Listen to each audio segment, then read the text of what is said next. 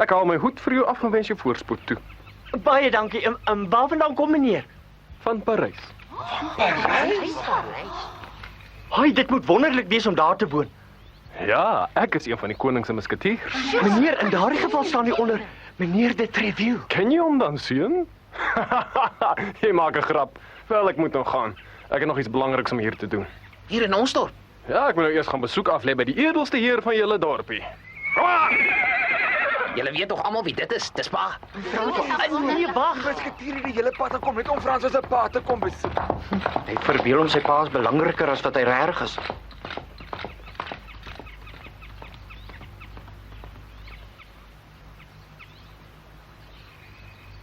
Hy's op pad na my pa toe, kyk maar. En julle sal sien.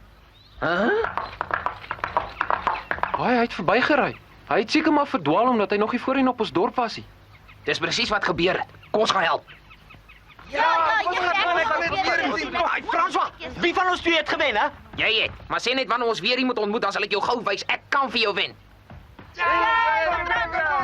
Ek wonder wie hy kom besoek het, die deftige musketier van Parys.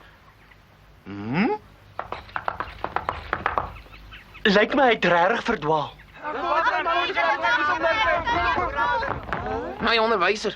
Ja, ek wag nou juist vir jou, want jy is alweer laat. Maar dis mos jou ou laai as jy moet leer. En wat 'n groot knop sit daar op jou kop? Ag, is sommer niks. Maar was die musketier wat 'n perdie verbygekom het, hè, meester? Moenie met verskonings kom nie, François.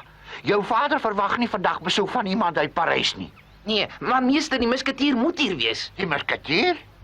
Een van meneer de Treville se musketiers. Natuurlik. Jou vader is nou wel die burgemeester van die dorpie, François, maar dit beteken nog nie hy is belangrik genoeg om besoek van 'n musketier te ontvang nie. Maar meester, hy moes iemand kom besoek het. En die beste